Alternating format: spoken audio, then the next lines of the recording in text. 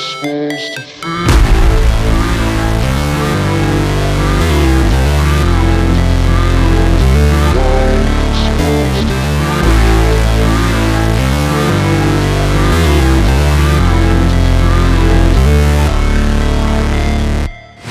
Never break, always fight, never quit, do it right, play the game, win it life, have no shame, there's no time, feel the pain, live the grind, I could change, in my mind, pick a lane, commit and climb.